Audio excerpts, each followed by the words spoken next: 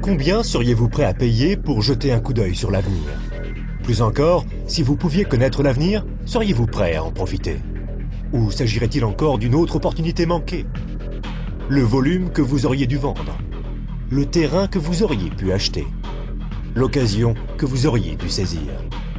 Mais à côté desquelles vous êtes passé? Combien d'autres opportunités vont se présenter à vous? C'est peut-être votre dernière chance. Faites bien attention. Une fois tous les 10 ans, une évolution vraiment importante se produit. Dans les années 70, il s'agissait du micro-ondes. Dans les années 80, c'était le magnétoscope. Dans les années 90 sont apparus les ordinateurs et Internet. Les personnes qui se sont bien positionnées dans les années 80 sont devenues millionnaires. Celles qui se sont bien positionnées dans les années 90, elles sont devenues milliardaires. D'après vous, que va-t-il se passer dans les quelques années à venir? Dans son best-seller The Next Trillion, l'économiste renommé Paul Pilzer indique que d'ici l'année 2010, chaque année, 1 billion de dollars supplémentaires de l'économie américaine sera consacré à l'industrie du bien-être. De nouveaux produits seront mis à disposition des personnes en bonne forme, dans le but d'améliorer leur bien-être, leur apparence, de ralentir les effets du vieillissement ou encore d'aider à empêcher certains maux de se développer. Réfléchissez-y, la plupart des ventes de l'industrie du bien-être n'existaient même pas il y a 20 ans de cela. Aujourd'hui, elles représentent au total quelques 200 milliards de dollars en ventes annuelles, soit près de la moitié du montant dépensé à l'achat de voitures aux États-Unis. Aujourd'hui, 200 milliards par an. D'ici 2010, 1 billion. Cela représente 1000 milliards par an. Pour ceux qui sont moins bons en maths, cela signifie une croissance de 500%. Comment est-ce possible? Comment ce genre de croissance est-il prévisible? En 3 mots, les baby-boomers. Vous en entendez parler depuis une vingtaine d'années.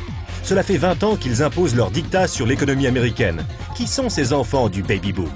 Les enfants du baby-boom sont des gens maintenant âgés entre 37 et 55 ans, à l'apogée de leurs années de rémunération. Ils ont davantage de dollars, davantage de pouvoir d'achat. On doit déjà aux baby-boomers le boom immobilier, le véhicule utilitaire de sport, les ordinateurs et Internet. En bref, leur budget consommation correspond déjà à la moitié de celui de l'économie américaine. Ils ne représentent que 30% de la population américaine, mais déjà 50% du produit national brut. Chose plus importante encore, ils s'apprêtent à rajouter 1 billion par an à leurs 5 billions de dollars déjà présents. Et cela pour préserver cette chose qui, espèrent-ils, est plus précieuse que n'importe quel véhicule ou ordinateur.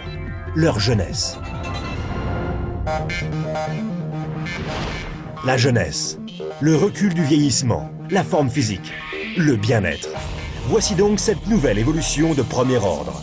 Au cours des 10 prochaines années, les baby-boomers américains augmenteront leurs dépenses annuelles dans des services de bien-être pour passer de 200 milliards de dollars aujourd'hui à 1 billion de dollars. 1 billion, 1000 milliards. Cela représente 2,7 milliards de dollars par jour, 114 millions de dollars par heure, 1,9 million de dollars par minute. Voilà une opportunité sans précédent pour ceux qui sauront la remarquer, pour ceux qui sauront la saisir. Mais comment faire? 4 options se présentent à vous, soit en tant que praticien, soit en tant que fabricant, soit en tant que détaillant, soit en tant que distributeur indépendant. Les praticiens, c'est-à-dire les médecins, kinésithérapeutes, chiropracteurs et naturopathes, s'apprêtent à faire fortune au cours des années à venir. Si tant est qu'ils puissent rembourser leurs emprunts universitaires, garder le dessus vis-à-vis des compagnies d'assurance et continuer d'échanger du temps contre de l'argent. La fabrication constitue un excellent secteur d'activité. Si vous avez des millions à investir dans les infrastructures, les brevets, la recherche, la logistique. La vente au détail? C'est sûr, il s'agit d'une excellente opportunité.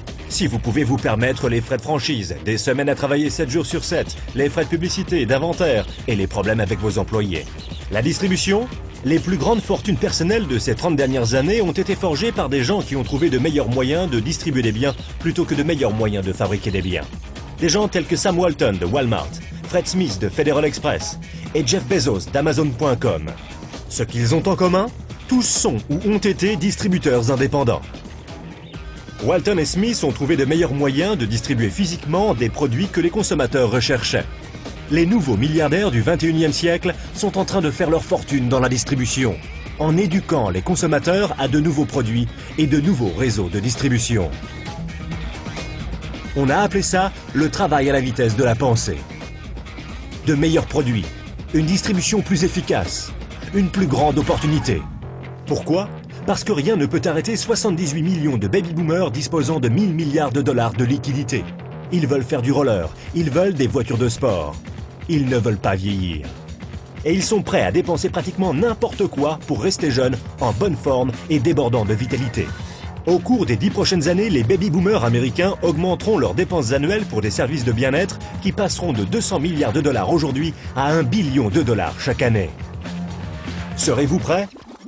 La personne qui vous a remis cette vidéo peut vous présenter un modèle commercial de distribution de bien-être qui est un véritable succès et a fait ses preuves.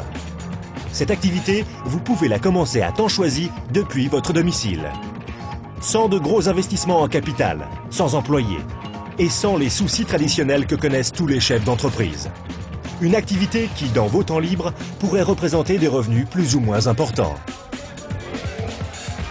De plus, puisque vous exercez cette activité depuis votre domicile, vous pouvez éventuellement bénéficier d'avantages en termes de taxes. Imaginez être en 1980. Bill Gates est à la recherche d'investisseurs. Il croit en l'explosion du marché des ordinateurs. Qu'allez-vous faire cette fois-ci? N'oubliez pas que Sam Walton avait 44 ans quand il a tout juste démarré Walmart. À l'âge de 61 ans, il était l'homme le plus riche au monde.